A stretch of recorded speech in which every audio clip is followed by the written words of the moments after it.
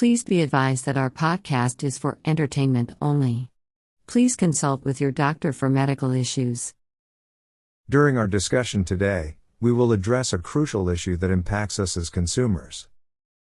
We will delve into the subject of antibiotic residues in the food we eat, which can be harmful to our health and potentially lead to serious illnesses. By the end of this podcast, you will gain a comprehensive understanding of the risks associated with antibiotic residues and learn ways to minimize their adverse effects. Welcome to our podcast with Matt and Joanna. Here's a summary of the statement made by the U.S. Centers for Disease Control and Prevention. The U.S. Centers for Disease Control and Prevention warn that animals carry germs, some of which are antibiotic resistant, in their gut. When these germs enter the food supply, they can cause illness in people. The use of antibiotics can contribute to the development of antibiotic resistance. Animal waste, which may contain traces of previously consumed antibiotics, is occasionally used as fertilizer on farms. Contact with soil or water containing animal waste can contaminate fruits and vegetables.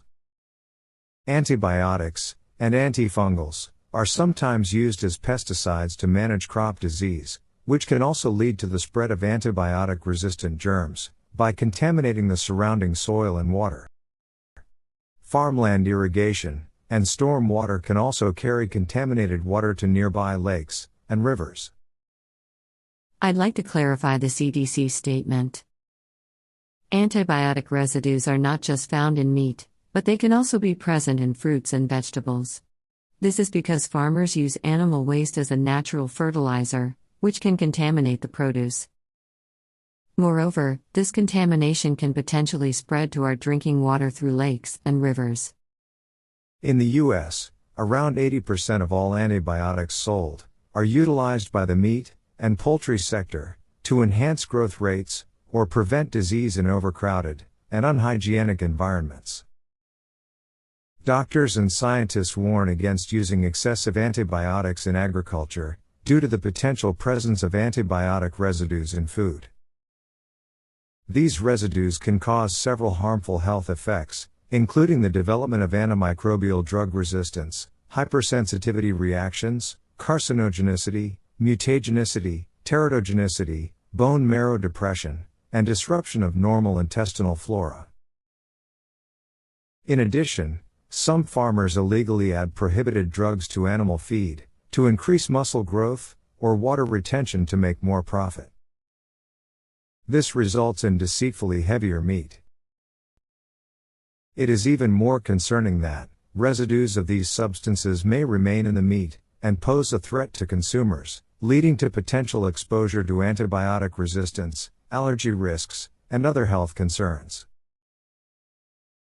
This raises serious concerns among meat consumers. What exactly is antibiotic resistance or antimicrobial resistance? According to the World Health Organization, the following is the definition. Antimicrobial resistance, AMR, or antibiotic resistance threatens the effective prevention and treatment of an ever-increasing range of infections caused by bacteria, parasites, viruses, and fungi. Antimicrobial resistance, AMR, happens when bacteria, viruses, fungi, and parasites undergo changes over time and stop responding to medicines. This makes infections more difficult to treat and increases the risk of disease spread, severe illness, and even death. In such cases, medicines become ineffective, and infections persist in the body, which in turn increases the risk of spreading infections to others. Antimicrobials, such as antibiotics, antivirals, antifungals, and antiparasitics, are medications used to prevent and treat infections in humans, animals, and plants. Microbes that become resistant to antimicrobials are sometimes called superbugs. To facilitate our discussion, we will simply refer to it as an antibiotic. Let's discuss the use of antibiotics in meat, shall we? In many countries, using substances with hormonal or thyreostatic effects and beta agonists is prohibited. However, these banned drugs are sometimes added to feed for farm animals to promote muscle development or water retention, resulting in fraudulent overweight of meat. Thyreostatic drugs, also known as thyreostats, interfere with thyroid function and have been illegally used in animals that are meant for human consumption. On the other hand, beta-agonist drugs, such as ractopamine, are used to increase lean muscle gain and growth rate in animals. However, ractopamine has been banned in many countries due to its potential health risks for humans. Despite this, the United States authorized the use of ractopamine in swine and beef production in 1999 and 2003, respectively. The use of these drugs can result in harmful residues in meat, posing a significant health hazard to consumers. Have you heard about ractopamine? It is a hormone that is banned in several countries, including China. However, it has been approved by the FDA for use in the United States. Interestingly, Smithfield, the largest pork producer in the U.S., was acquired by a Chinese company and they have since stopped using ractopamine. Let's discuss the importance of drug withdrawal duration. Unfortunately, not all farmers follow the standard guidelines. To safeguard humans against exposure to veterinary residues, it is necessary to determine a withdrawal time. A withdrawal time is the duration between the administration of a drug to an animal and its slaughter, and it ensures that drug residue levels in meat are below the maximum residue limit. The amount of veterinary drug residue present in animal-based food products can vary depending on numerous factors. These factors include the dosage given, the age and type of the animal, the presence of illnesses, and the length of the withdrawal time. Farmers and meat producers must follow the laws regarding withdrawal times for their products, to prevent the spread of antibiotic-resistant bacteria. Failure to comply with these laws can seriously affect public health, including increased mortality rates, and longer, more expensive treatments involving antibiotics, or antibiotic cocktails. What is the maximum residue limit? Numerous countries have established rules regarding the number of antibiotics that can be present in food products to maintain food safety. The maximum residue limit, or MRL, is the highest concentration of a chemical permitted in feed, or food items such as milk, meat, and eggs during various stages of production, storage, and consumption by humans. The European Union has a Directive, 96/23, EC, that monitors antibiotic residues. However, the use of cocktails, or mixtures of multiple substances, that have a synergistic effect of promoting growth, makes it difficult to control the residues of these substances in animal origin foods. Let's discuss health issues related to antibiotic residues. The presence of antibiotic residues in animal-derived foods can be a serious threat to consumers' health. Even at low levels, these residues can cause direct toxicity in humans, harm the intestinal flora, and lead to diseases. They can also contribute to the emergence of antibiotic-resistant strains, which can make antibiotics ineffective in clinical situations. According to the U.S. Centers for Disease Control and Prevention, each year, over 2.8 million people in the U.S. develop antibiotic-resistant infections, with over 600,000 of those cases linked to food consumption. The World Health Organization estimates that drug-resistant diseases could cause 10 million deaths annually by 2050 if left unaddressed. As consumers, we should pay attention to the meat labels. Consumer Reports revealed that several grocery stores in the United States currently provide meat or poultry that is raised without antibiotics. However, recent research suggested that shoppers must learn to read labels carefully to ensure that they are getting products that truly meet the no antibiotics administered criteria. These are the definitions according to Consumer Reports. Organic. If meat or poultry is labeled as USDA organic, it means that the animals have not been given any antibiotics. To ensure that this is the case, an independent accredited certifier must visit the farm to check that the USDA's organic rules are being followed. This process provides a high level of confidence regarding the organic status of the product.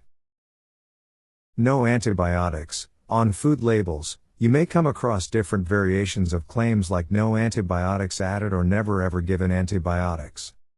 While such labeling is helpful, it becomes even more reliable when accompanied by a USDA process verified. This indicates that the company paid to have the claim verified by the agency. Moreover, private certifiers like Global Animal Partnership for Whole Foods Meat provide equally reliable backing. Natural. It's essential to understand that the United States Department of Agriculture, USDA, approves the products labeled as natural only if they don't contain artificial ingredients or added color and undergo minimal processing.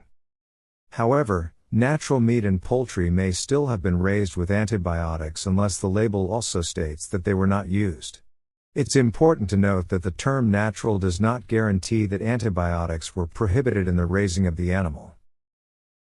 Antibiotic-free. The use of an antibiotic-free label is not authorized by the USDA. It lacks a clear and consistent meaning in the marketplace and should not be used on packaging. No antibiotic residues. This is not a USDA-approved claim. Let's discuss the export of chicken meat from China.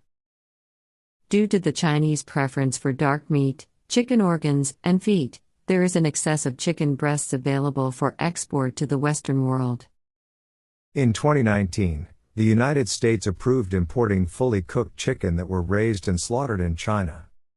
As a result, China gained the position of the sixth largest global poultry exporter, earning $253 million, which accounts for 3.8% of the total.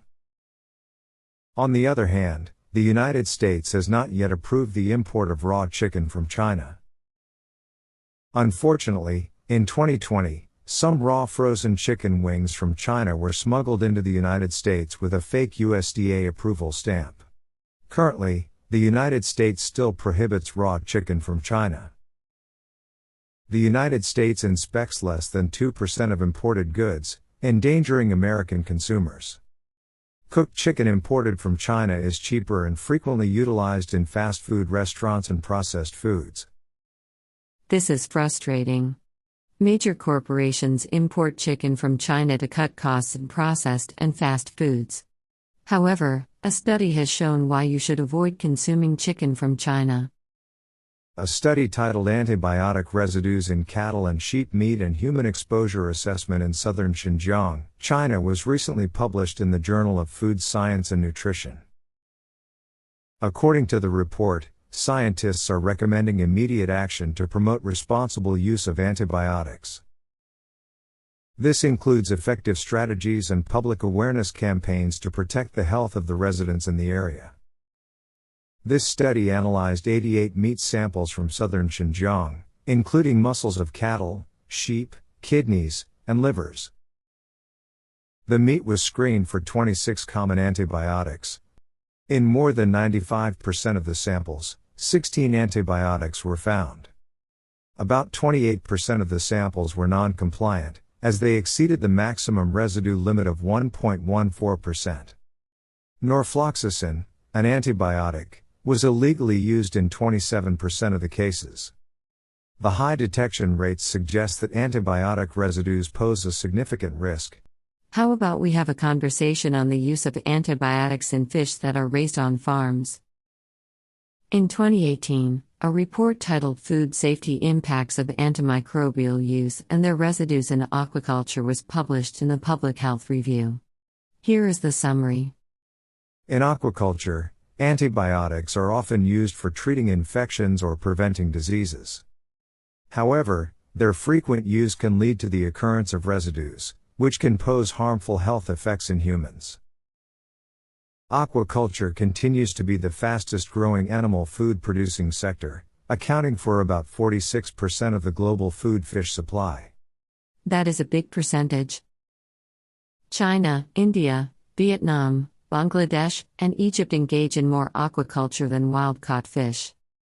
China contributes more than 60% of global aquaculture production and also administers large amounts of antibiotics to ensure adequate productivity and disease management. In aquaculture, Antibiotics are generally administered in pelleted feeds or via other routes such as water immersion or by injection. The global antibiotic use in food animals including aquaculture is increasing tremendously, estimated at 63,000 tons in 2010, and projected to rise by 67% in 2030. Let me tell you this fact: China, Brazil, Russia, India, and South Africa have the highest estimated global antibiotic consumption. The presence of antibiotic residues in aquaculture products could result in the development of bacterial resistance and toxicity to consumers, which can lead to death.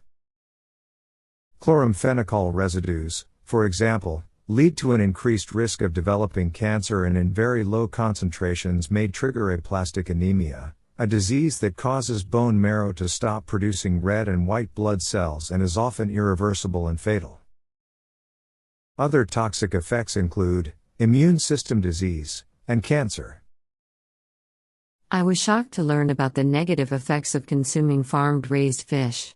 I had no idea that fish raised on farms could be so harmful. It made me wonder if my late uncle's health problems were caused by eating a lot of farmed-raised fish from China that contained chloramphenicol residues. He had suffered from a condition where his bone marrow stopped producing red and white blood cells. It has been found that Chinese farmers use unauthorized pesticides and drugs such as malachite green, nitrofurans, and fluoroquinolones to increase production and save costs. The fish and shrimp imported from China are usually cultured in ponds with poor water quality, and farmers often use drugs to combat diseases and fungal infections. There have been several instances of fish and shrimp imports from China to the USA violating veterinary drug residue standards, indicating misuse in aquaculture. China is the largest global consumer of antimicrobials with limited control over their usage. The Chinese government began regulating the use of veterinary drugs in 2001. Animal farming in China is highly decentralized, with small-scale farming accounting for over 70% of total production, making enforcement and monitoring extremely difficult. If you have listened to our previous podcasts, we discuss why we all need to avoid food from China. How to reduce antibiotic residues. We came across some studies that proposed ways to decrease the amount of antibiotic residues in meat. However, some of these suggestions appear impractical. For instance, most steaks and hamburgers require only a short time to cook, unless you are cooking roast beef. Additionally, microwaving meat is not a common cooking practice for many people. Boiling chicken for a long time can also make it dry and inedible. Let's listen to what the study said. Some studies have found that cooking animal-based foods may decrease the presence of antibiotic drug residues. However, the effectiveness of this method depends on the cooking time and temperature. While many antibacterial drug residues can be degraded through cooking, not all are destroyed by heat. For instance, quinolones such as oxalinic acid and norfloxacin are not affected by cooking. Although some cooking methods can reduce several antibiotic drug residues, relying on cooking or cold storage alone to minimize or destroy antibiotic residues may not be a wise choice according to recent findings. In 2013, the Journal of Food and Drug Analysis published an article titled, "Effective Ordinary Cooking Procedures on Tetracycline Residues in Chicken Meat." The research was based on tetracycline, a highly used antibiotic in poultry farming. The results indicated that the loss of tetracycline residues in chicken meat varied depending on the cooking method, cooking time, and type of tetracycline agent. Microwaving was found to be more effective than boiling and roasting.